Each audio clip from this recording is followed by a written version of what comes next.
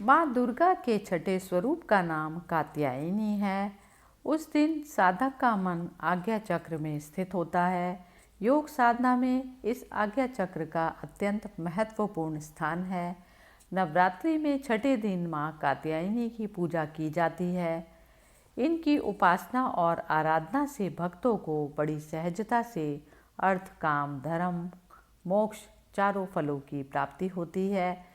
उसके रोग, शोक, संताप और भय मिट जाते हैं।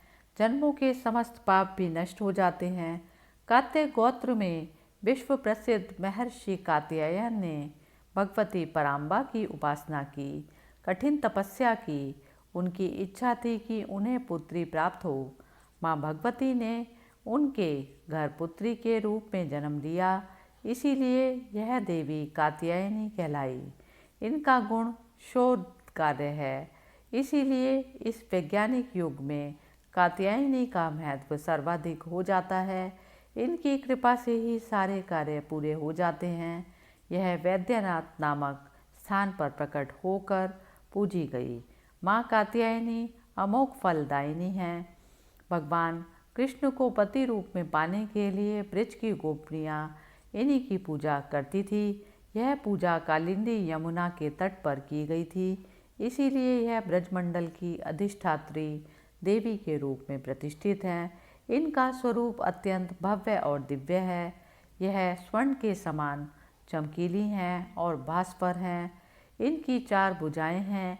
दाईं तरफ का ऊपर का वाला हाथ अभय मुद्रा में है तथा नीचे वाला हाथ वर मुद्रा में है। माँ के बाईं तरफ के ऊपर वाले हाथ में तलवार है व नीचे वाले हाथ में कमल का फूल सुशोभित है। इनका वाहन भी शिव सिंह है।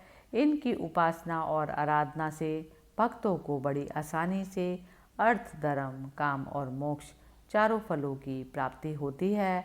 उसके रोग, शोक, संताप और भय नष्ट हो जाते हैं। जन्मों से समस्त पाप भी नष्ट हो जाते हैं। इसीलिए कहा जाता है कि इस देवी की उपासना करने से परम पद की प्राप्ति होती है। इनका मंत्र है चंद्रहासो ज्वलकरा शार्दूलबर वाहना कात्यायनी शुभम दद्य देवी दानव घातिनी। कात्यायनी के रूप में वही जगतपति भगवती माता पिता की कन्या है। यह देवी का छठा स्वरूप है।